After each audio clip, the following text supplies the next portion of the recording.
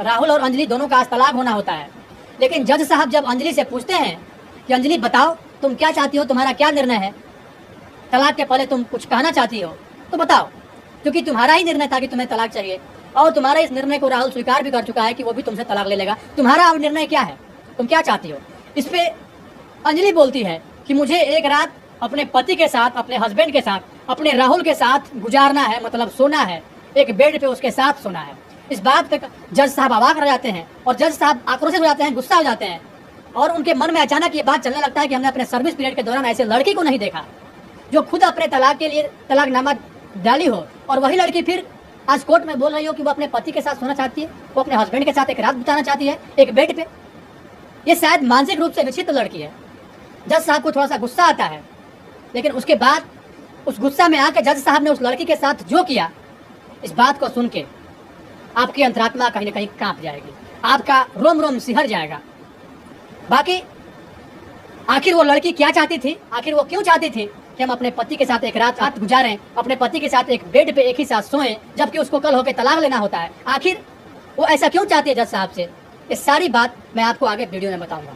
यकीन मानिए, जब इस पूरे वीडियो को आप देखेंगे ना तो आपकी अंतरात्मा सिहर जाएगी और आप ये सोचने पे मजबूर हो जाएंगे कि क्या ऐसा भी होता है। जी हाँ, ये कहानी उत्तर प्रदेश के अलीगढ़ के अकबरपुर गांव का है। राहुल और अंजलि का आज तलाक होना है और दोनों अपने परिजनों के साथ जज साहब के सामने आज प्रस्तुत होते हैं, जिसमें जज साहब जब पूछते हैं बारी बारी से, पहले तो वो राहुल से पूछते हैं कि राहुल अब बताओ कि तुम्हें तलाक से कोई दिक्कत तो नहीं, तुम तलाक देना चाहते हो ना? इस बात पे राहुल सहमति में सर हिलाता है और कहता है बिल्कुल जज साहब, मुझे तलाक चाहिए ही चाहिए, हर हाल में मैं अंजलि से तलाक चाहता हूँ, मुझे अंजलि के साथ नहीं रहना है। जब बात अंजलि की आती है, अंजलि से पूछा जाता है कि अंजलि आपको क्या करना है, अंजलि आपको इस तलाक से तो कोई दिक्कत नहीं, तो अंजलि बोलती है कि तलाक तो मैं भी दे दूंगी, मैं भी चाहती हूँ राहुल से अलग होना, लेकिन अलग होने से पहले मैं एक रात अपने पति के साथ, अपने राहुल के साथ बिताना चाहती हूँ। मतलब ये कि एक रात मैं राहुल के साथ एक ही कमरे में एक ही बेड पे सोना चाहती हूँ। जैसे ही ये बात अंजलि बोलती है और जज साहब जब जैसे ही ये बात सुनते हैं वो अवाक रह जाते हैं और शुरू में तो थोड़ा सा उनको गुस्सा आता है, थोड़ा सा आक्रोशित होते हैं और इसके बाद वो परिकल्पना करते हैं कि आखिर इसकी क्या व्यवस्था है, कैसी ये लड़की है। आज तक मैं अपने सर्विस पीरियड के दौरान कभी ऐसे लड़की को नहीं देखा जो हो के इन दोनों का रिश्ता खत्म होने वाला है और उसके बाद वो लड़की ये कह रही है कि मुझे अपने हस्बैंड के साथ, मुझे अपने पति के साथ एक रूम में, एक कमरे में एक साथ सोना है, एक ही बेड पे। एक बड़ा सवालिया निशान है और जज साहब काफी देर सोच में पड़ जाते हैं कि आखिर किया जाए। थोड़ा देर सोचने के बाद आखिर पति पत्नी तो हैं, आखिर उनको अगर हम सहमति दे भी देते हैं, अभी ऑफिशियली वो लोग अलग नहीं हुए हैं, अब तक तो पति पत्नी है ही, तो चलो मैं सहमति दे देता हूँ। क्योंकि जज साहब नहीं चाहते थे कि इन दोनों का रिश्ता खराब हो, दोनों एक दूसरे से अलग हो, तो जज साहब भी चाहते थे कहीं ना कहीं दोनों एक साथ आ जाए रिश्ते में। इस वजह से वो सहमति दे देते हैं राहुल को, राहुल के साथ रहने के लिए अंजलि को। इस बात पे जो अंजलि के घर वाले होते हैं थोड़ी सी नाराजगी भी जताते हैं और अंजलि को काफी भला बुरा बोलते भी हैं कि अंजलि तुम ये क्या कर रही हो, सबके सामने ऐसा तुम प्रस्ताव रख रही हो। इस बात पे अंजलि कुछ नहीं बोलती है। फिर जज साहब वहाँ पे उसके परिजनों को डांटते हैं और बोलते हैं कोई बात नहीं, ये अपने हस्बैंड के साथ ही तो रहना चाह रही है और अभी ऑफिशियली इन दोनों का तलाक हुआ नहीं है, ऑफिशियली ये लोग हस्बैंड वाइफ अभी भी हैं। तो इस नाते अगर वो ये बोल रही है कि मुझे अपने हस्बैंड के साथ, मुझे अपने राहुल के साथ सोना है एक बेड पे एक कमरे में, तो इसमें कोई दिक्कत नहीं है। जज साहब इस बात की सहमति दोनों को दे देते हैं। कोर्ट का टाइमिंग खत्म होता है, दोनों परिजन बाहर निकलते हैं। इस बीच अंजलि राहुल के पास पहुंचती है। जैसे ही वो पहुंचती है, राहुल उसको बोलता है कि अंजलि, जब अब हमें अलग होना है, तुम्हारा रास्ता आज से अलग है, कल से अलग है, मेरा रास्ता भी अलग हो जाएगा, वैसे कंडीशन में तुम्हारा ये प्रस्ताव कि तुम हमारे साथ एक रात बिताना चाहती हो कमरे में, ये थोड़ा माजरा मुझे कुछ समझ में नहीं आया। इस बात पे अंजलि बोलती है ज्यादा उड़ो मत, अभी भी ऑफिशियली तुम हमारे पति हो और पत्नी होने के नाते मेरा पूर्ण अधिकार है कि मैं तुम्हारे साथ सोऊं, मैं तुम्हारे साथ रहूं। जब तक मैं तुम्हारी पत्नी हूं तो मेरा अधिकार है कि मुझे क्या करना है वो मैं करूंगी। क्योंकि जज साहब का ये आदेश था, राहुल भी जान रहा था कि चलो आज भर का ही तो बात है, कल के बाद फिर हम दोनों अलग अलग हो जाएंगे, अंजलि अपने रास्ते जाएंगे, हम अपने रास्ते जाएंगे। इस बात को लेके राहुल भी बोलता है चलो ठीक है, मैं तैयार हो रहा हूँ इस चीज के लिए। अंजलि इसके पहले बोलती है कि न कंडीशन मेरा है, साथ रहने का एक कंडीशन है, वो कंडीशन ये है कि न तो वो रात मैं तुम्हारे घर में गुजारूंगी और न तो मैं अपने घर पे तुम्हें बुलाऊंगी। इसका मतलब ये कि न तो मैं अपने मायके में गुजारूंगी अपनी रात और न मैं ससुराल जाऊंगी। जो कल का रात होगा, हम दोनों का जो कल का रात होगा वो एक होटल में बीतेगा। और होटल कौन सा होगा, क्या होगा, इस बात का डिसाइड हम करेंगे और हम तुमको कॉल करके बता देंगे कि कब तुम्हें आना है। राहुल बोले ठीक है, जैसे तुम्हारी मर्जी। इसके बाद राहुल भी अपने परिजनों के साथ अपने घर चले जाता है। इधर अंजलि भी अपने परिजनों के साथ अपने घर चली जाती है। कॉल आता है अंजलि का और वो बोलती है कि 7 बजे इस होटल में तुम्हें पहुंचना है। होटल का एड्रेस भेजती है, लोकेशन भेजती है और उसके बाद बोलती है कि 7 बजे तुम्हें इस होटल में आना है। निर्धारित समय पे निर्धारित होटल में, जो कि अंजलि बताए रहती है, उस होटल पे जब राहुल पहुंचता है, होटल के उस कमरे में जाता है जिसमें अंजलि रुकी हुई होती है। तो कमरा तो खुला होता है, लेकिन उस कमरे में ये बात देख के वो अवाक रह जाता है कि उस कमरे में तो अंजलि थी ही नहीं, या फिर अंजलि अपने घर वालों के साथ मेरे खिलाफ कोई साजिश तो नहीं रच रही है। तमाम तरह के सवाल उसके मन में उठने लगे और इन सवालों के जवाब के लिए उसके मन में उथल पुथल भी मचने लगा। जैसे ही थोड़ी देर उस रूम में वो 5 से 10 मिनट बैठता है, उसके तुरंत बाद फिर अंजलि आती है। और न सिर्फ आती है बल्कि एक दुल्हन के पोशाक में आती है, दुल्हन के नकाब में आती है, पूरी तरीके से सज धज के लाल जोड़े में पहुंचती है। ऐसे उसको देख के ऐसा प्रतीत हो रहा था जैसे मानो कल ही उसकी शादी हुई हो। जैसे ही जब अंजलि उस रूम में पहुंचती है, वो अपने पति राहुल को उस बेड पे बैठे हुए देखती है। तो पहले तो कुछ देर शांत रहती है, इसके बाद राहुल के थोड़ा सा पास जाती है और उसको पूछती है कि राहुल कैसे हो। इस बात पे राहुल इग्नोर करता है, क्योंकि राहुल जान रहा था कि महज एक फॉर्मेलिटी है, हमारा रिश्ता तो खत्म ही हो जाएगा, इसका मिलना क्या और नहीं मिलना क्या। राहुल भी इस बात को लेकर आश्वस्त हो चुका था कि अब हमारा रिश्ता कल के बाद खत्म ही हो जाएगा। तो राहुल इसका रिएक्शन कुछ नहीं देता है। अंजलि बहुत ज्यादा खुश है। एक आम इंसान अंजलि को देख के ये कभी कह ही नहीं सकता है उस समय कि राहुल और अंजलि के बीच कोई खटपट हुआ होगा, या फिर इतना भी ज्यादा स्थिति भयावह हो गई है इन दोनों के बीच कि ये मामला कहीं ना कहीं तलाक तक जाके पहुंच गया। एक आम इंसान इस बात को देख के कभी इस बात को एक्सेप्ट ही नहीं करता। अंजलि उतना खुश थी उस रूम में, लेकिन दूसरी ओर राहुल बिल्कुल नाखुश था। उसके चेहरे पे नाखुशी की जो भावना थी वो साफ साफ झलक रही थी। इसके बाद अंजलि उसको बोलती है कि राहुल, मैं चाहती हूं कि जिस तरह हमारा शुरुआत अच्छा हुआ था, स्टार्टिंग का हम लोग 4 से 5 महीना जो एक अच्छा पल बिताए थे, और उस अच्छे पल को याद करके मैं 4 साल कैसे बिता लिए इस बात का मुझे बिल्कुल भी पता नहीं चला। और जब भी मुझे तुम्हारी याद आती थी तो मैं उस 4 महीने के जो हसीन पल होते थे, उस हसीन पल को याद करके ये मैं 4 साल बिता ली। मैं चाहती हूँ कि हम लोगों का दुखद अंत ना हो, तुम्हारा भी कल से लाइफ अलग हो जाएगा, हमारा भी लाइफ अलग हो जाएगा। तो मैं चाहती हूँ कि आने वाला जो समय हो, जो आने वाला लाइफ हो, हम लोग आज बस सिर्फ आज रात भर इतने खुशी से रह लें एक दूसरे के साथ, जो कि आने वाला जो समय हो उस समय में हम लोग आसानी से जी पाए। इस बात का एहसास नहीं हो कि तुम हमारे साथ नहीं हो। हम आज तुमको इसलिए अकेले में बुलाए हैं। कुल मिला के उसका साफ साफ कहना है, पूरा रोमांटिक मूड में है, और वो कहती है कि आज का रात सिर्फ तुम्हारे नाम, आज तुम हमारे साथ जो भी करना चाहो तुम्हारी मर्जी है। राहुल कहीं कहीं उसके अंजलि के इस इरादे को समझ रहा था, और राहुल बोलता है कि मैं समझता हूँ लड़कियों का हिसाब किताब क्या होता है, लड़कियां आज की लड़कियां क्या सोचती है। मामला जब बहुत ज्यादा खराब था तो हम बहुत ज्यादा खराब थे, और आज तुम ये सोच रही हो कि ऐसा कर लेने से हमारा इरादा बदल जाएगा और हम तुम्हें तलाक नहीं देंगे। ये तुम्हारी भूल है, क्योंकि जज साहब का ये आदेश था तो मैं तुम्हारे साथ रहने के लिए, एक रात बिताने के लिए होटल में आया हूँ। इस पे अंजलि बोलती है नहीं नहीं नहीं नहीं, ये मेरा इरादा नहीं है। तुम क्या सोच रहे हो कि तुम्हारे होटल में आ जाने से मैं तुम्हें तलाक नहीं दूंगी? तलाक तो मैं भी दूंगी। तो इन दोनों के बीच कहा सुनी की स्थिति उत्पन्न होती है, एक कंट्रोवर्शियल स्थिति उत्पन्न होती है, थोड़ी सी लड़ाई झगड़ा वहां पे हो जाता है, क्योंकि अंजलि चाह रही थी कि राहुल उसके पास आए, लेकिन राहुल उससे दूर छटक रहा था। अंत में अंजलि उसके पास जाती है, उसके कंधे पे हाथ रखती है और बोलती है कि राहुल, तुम्हें जो करना है करो, तुम इस चीज पे भरोसा करो या ना करो, मैं तुम्हें कुछ भी नहीं बोलूंगी, और इस बात का ब्लेम मैं बिल्कुल नहीं करूंगी कि तुमने हमारे साथ आज रात में कुछ किया है। मैं तुम्हारी कसम खा के बोल रही हूँ कि आज तुम मेरे साथ जो भी करोगे इस बात का मैं जिक्र कभी नहीं करूंगी, और इस बात का कभी ब्लेम नहीं करूंगी। 4 साल के बाद फिर जब तुम मिले थे तो तुम हमारे साथ हर कुछ किए, और इसके बाद फिर तलाक ले लिए, इस बात का मैं ब्लेम बिल्कुल भी नहीं करूंगी। अगर तुम्हें ट्रस्ट हो मेरे पे तो बिल्कुल आज तुम हमारे साथ पूरी तरीके से हर वो कुछ कर सकते हो। मतलब ये कहें कि पूर्ण रोमांटिक मूड में थी अंजलि, और वो साफ साफ फिजिकल रिलेशनशिप बनाने के लिए राहुल को प्रोत्साहित कर रही थी। राहुल उसके लाख बोलने के बाद भी वो काम नहीं करता, और साफ बोलता है कि तुम इसलिए आई थी जज साहब से अनुमति लेके हमारे साथ एक रात बिताने के लिए कि तुम हमारे साथ आज की रात रंगीन कर सको। तो अगर तुम ये सोच के आई थी तो मैं अभी जा रहा हूं, मुझे नहीं रहना है। बस बातचीत का सिलसिला शुरू होता है।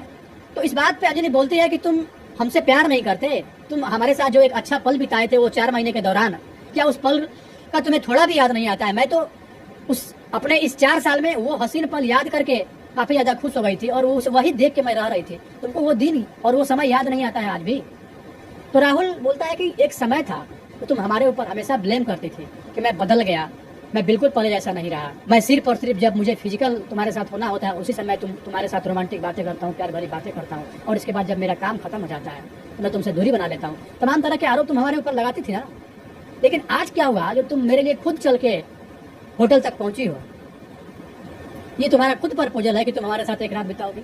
इस बात पे अंजलि बोलती है कि बात वो नहीं है, वो सब पीछे की बातें थी, वो सब भूल जाओ। अभी मैं ये चाहती हूँ, हम लोगों का जब शुरुआत अच्छा हुआ था तो अंत भी अच्छा हो। इस बात को लेकर मैं तुम्हें आखिरी बार होटल में ये सोच के बुलाई थी कि अंत भी मैं चाहती हूँ कि अच्छा ही हो। राहुल बोलता है कि क्या शुरुआत क्या अंत, क्या अच्छा और क्या बुरा, जब हमें एक दूसरे के साथ रहना ही नहीं है तो फिर क्या अंत होगा और क्या शुरुआत होगा, उस चीज़ की मुझे बिल्कुल भी चिंता नहीं है। तो लेकिन अंजलि तुम एक बात बताओ कि तुम आखिर मुझे होटल में तुम्हारा मुख्य उद्देश्य क्या था बुलाने का, ये बात तुम बताओ। तो अंजलि बोलती है कि तुम्हें क्या लगा मैं तुम्हारे साथ फिजिकल रिलेशनशिप बनाने के लिए तुमको होटल बुलाई थी? ऐसा कोई बात नहीं है, और मैं बिल्कुल नहीं चाहती हूँ तुम्हारे साथ उस तरह का काम भी करूँ। तो फिर इस बात पे राहुल बोलता है कि फिर बताओ क्या है, क्या चाहती हो तुम? तो इस बात पे अंजलि बोलना स्टार्ट करती है कि जब तुम हमसे लास्ट बार कोर्ट में मिले थे 6 मंथ पहले, उसके पहले का जो तुम्हारा बॉडी लैंग्वेज था, जो तुम्हारा शरीर था, जो तुम्हारा फेस था, काफी तुम अच्छे दिखते थे, तुम्हारा शरीर तंदुरुस्त था, तुम हट्टे कट्टे दिखते थे, तुम्हारी पर्सनैलिटी इतनी अच्छी थी कि तुम्हें कोई भी देख के आकर्षित तुम्हारी ओर हो जाता था। लेकिन अभी की तुम्हारी स्थिति, आखिर तुम इतने दुबले कैसे हो गए, इतने कमजोर कैसे हो गए? तुम्हारा आंख बिल्कुल धस गया, तुम्हारा चेहरा बिल्कुल कुरूप हो गया, तुम्हारे फेस का लाइट खत्म हो गया, मतलब पूर्व के स्थिति की तरह तुम दिख ही नहीं रहे हो। आखिर क्या बात है? इस बात पे राहुल तो पहले ये बात बताने से मना करता है, बोलता नहीं बस ऐसे ही हो जाता है। बोलते ही नहीं, अंजलि फिर दोबारा फोर्स करती है कि चलो बताओ, मैं तुमसे पूछना चाहती हूँ, क्योंकि अभी भी मैं तुम्हारी पत्नी हूँ तो पत्नी के नाते मैं तुमसे पूछती हूँ, तो बताना तो पड़ेगा।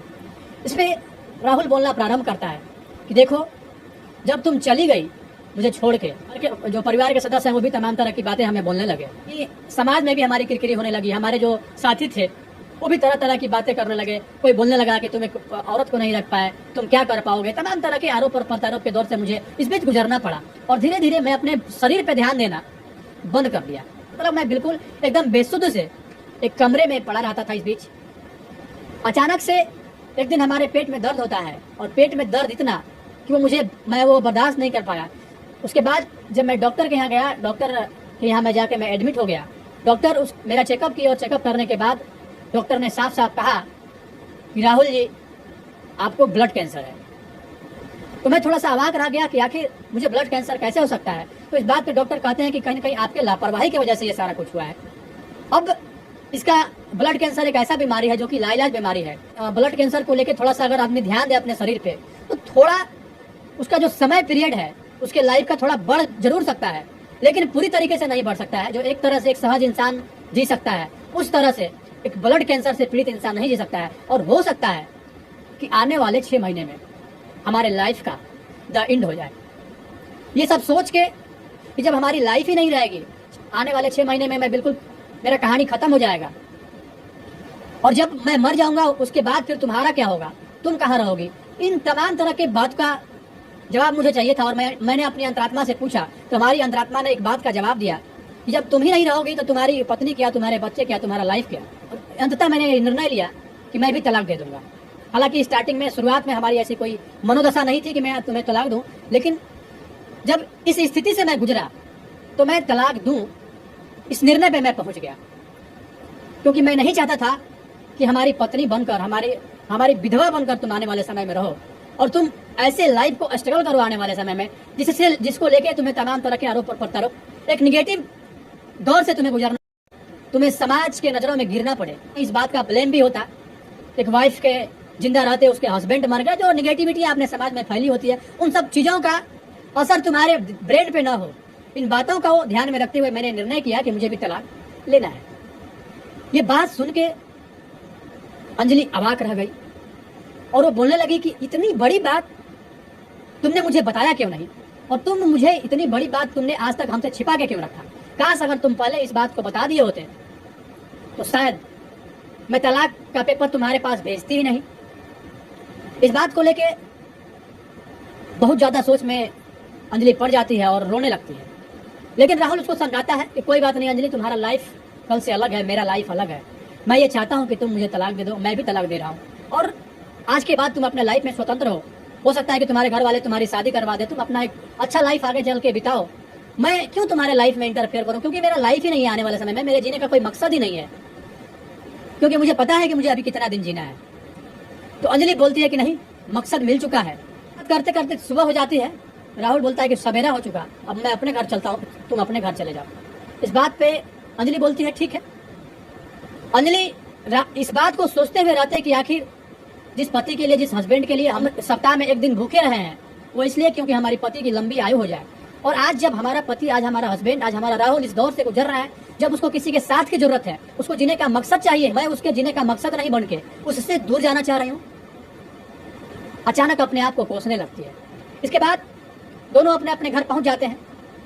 अगले दिन 10 बजे फिर दोनों को कोर्ट में जाना होता है। दोनों अपने परिवार वालों के साथ कोर्ट में पहुंचते हैं, और पहुंचने के बाद जज साहब जब पूछते हैं, फिर से कोर्ट लगता है, जज साहब पूछते हैं कि राहुल क्या इरादा है। लेकिन जज साहब भी ये चाहते थे कि दोनों रिलेशनशिप में फिर से आए, और रिलेशनशिप में फिर से आने के लिए ही दोनों का एक अच्छा लाइफ व्यतीत हो आने वाले समय में, दोनों एक दूसरे से अलग ना हो, ये होने के लिए ही जज साहब ने 4 साल का टाइम दिया था कि इन 4 साल के दौरान जब दोनों एक दूसरे से दूर रहेंगे, दोनों को एक दूसरे की कमी खलेगी, तो हो सकता है कि दोनों फिर पास पास आ जाए।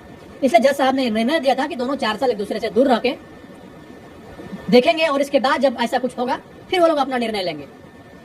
तो जज साहब भी ये जानते थे कि हो सकता है कि दोनों जब साथ रहा है तो ये निर्णय दोनों अपना बदलेगा। राहुल से जब ये सवाल जज साहब इस आशा के साथ पूछते हैं कि राहुल का जो डिसीजन होगा वो ये होगा कि मैं तलाक अब नहीं लूंगा। कहते हैं कि क्या राहुल, तुम्हारा क्या इरादा है, तलाक के मामले पे क्या बोलना चाहते हो। तो राहुल बोलता है, बोलना क्या जज साहब, मैंने तो अपना निर्णय कल भी सुनाया था और आज भी मैं सुना रहा हूँ, मुझे तलाक लेना ही लेना है, मुझे अंजलि के साथ नहीं रहना है। इसके बाद अंजलि से वो पूछते हैं कि अंजलि तुम्हारा क्या इरादा है।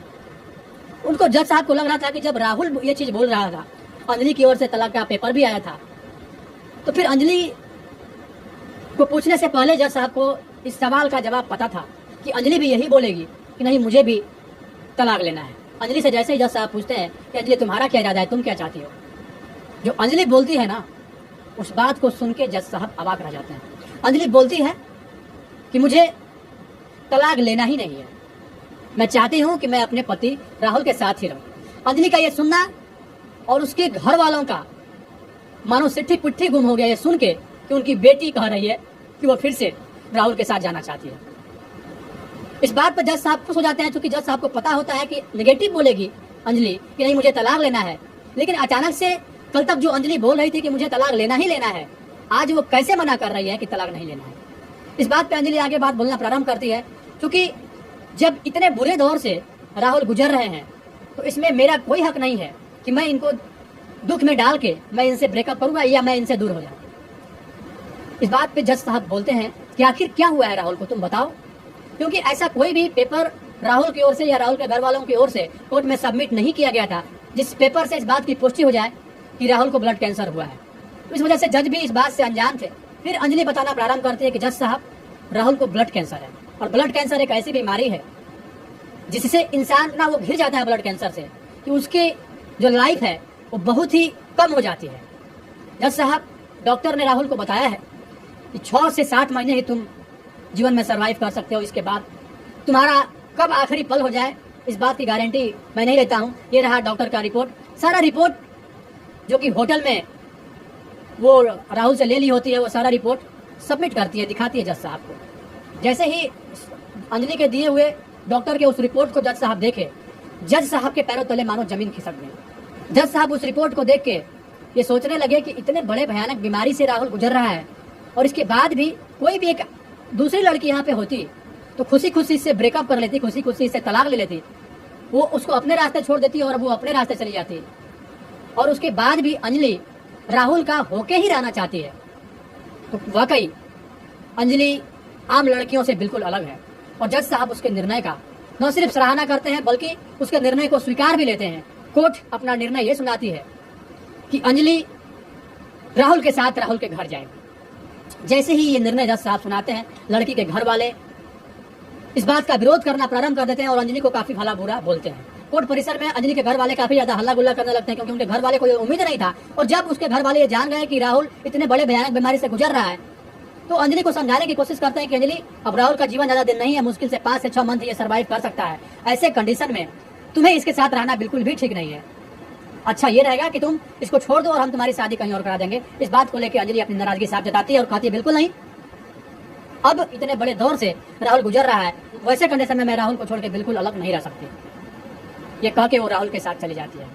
राहुल फिर भी इस बात को लेकर मना करता है कि अंजलि वापस लौट जाओ, हमारे लाइफ की कोई गारंटी नहीं है, तुम हमारे साथ आके फिर क्यों अपना समय बर्बाद करना चाहती हो। लेकिन अंजलि बोल देती है कि मैंने 7 फेरा लिया है, 7 जन्मों तक साथ निभाने के लिए, तुमसे दूर जाने के लिए नहीं। मैं जब भी रहूंगी तो तुम्हारे साथ ही रहूंगी और दुनिया की कोई पावर, दुनिया की कोई ताकत तुझे मुझसे अलग नहीं कर सकती है। इसके बाद दोनों खुशी खुशी उसके घर चले जाते हैं और जब राहुल के घर अंजलि पहुंचती है, राहुल के घर वाले भी खुश हो जाते हैं। अंजलि के इस निर्णय पे राहुल के घर वाले के मन में भी काफी सम्मान बढ़ जाता है। बाकी इस कहानी को सुनाने का मेरा उद्देश्य किसी के भावनाओं को आहत करना नहीं था, किसी के दिल को दुखाना नहीं था, बल्कि आपको जागरूक करना था, आपको सचेत करना था, आपको अलर्ट करना था। इस पूरे वीडियो को देख के आपकी क्या राय है, अपनी राय निष्पक्षता के साथ कमेंट बॉक्स में जरूर दें। बहुत बहुत धन्यवाद, आप जुड़े हुए थे जनतक न्यूज के साथ।